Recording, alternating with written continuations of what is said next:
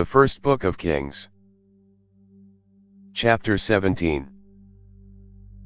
Elijah the Tishbite, who was one of the settlers of Gilead, said to Ahab, "As Yahweh, the God of Israel, lives, before whom I stand, there shall not be dew nor rain these years, but according to my word."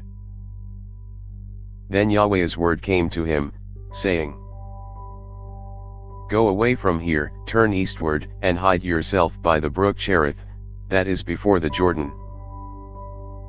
You shall drink from the brook. I have commanded the ravens to feed you there." So he went and did according to Yahweh's word, for he went and lived by the brook Cherith that is before the Jordan.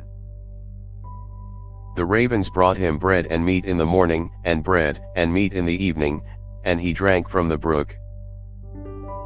After a while, the brook dried up, because there was no rain in the land.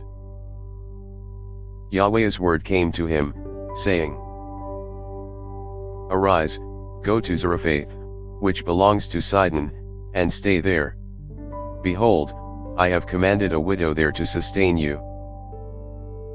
So he arose and went to Zarephath, and when he came to the gate of the city, behold, a widow was there gathering sticks. He called to her, and said, "Please get me a little water in a jar, that I may drink." As she was going to get it, he called to her, and said, "Please bring me a morsel of bread in your hand." She said, "As Yahweh your God lives, I don't have a cake, but a handful of meal in a jar, and a little oil in a jar. Behold, I am gathering 2 sticks, that I may go in and bake it for me and my son, that we may eat it, and die." Elijah said to her, "Don't be afraid. Go and do as you have said, but make me a little cake from it first, and bring it out to me, and afterward make some for you and for your son. For Yahweh, the God of Israel says, the jar of meal will not run out, and the jar of oil will not fail, until the day that Yahweh sends rain on the earth." She went and did according to the saying of Elijah, and she, and he, and her house, ate many days. The jar of meal didn't run out, and the jar of oil didn't fail, according to Yahweh's word, which he spoke by Elijah. After these things, the son of the woman, the mistress of the house, became sick, and his sickness was so severe that there was no breath left in him. She said to Elijah, "What have I to do with you, you man of God? You have come to me to bring my sin to memory, and to kill my son." He said to her, "Give me your son."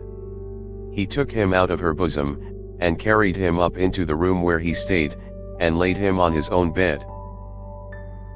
He cried to Yahweh, and said, "Yahweh my God, have you also brought evil on the widow with whom I am staying, by killing her son?"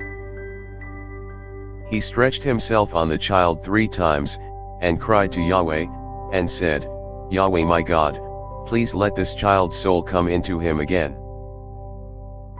Yahweh listened to the voice of Elijah, and the soul of the child came into him again, and he revived. Elijah took the child, and brought him down out of the room into the house, and delivered him to his mother, and Elijah said, "Behold, your son lives." The woman said to Elijah, "Now I know that you are a man of God, and that Yahweh's word in your mouth is truth." Thanks for listening. If you liked our video, give us a thumbs up and subscribe, it really helps.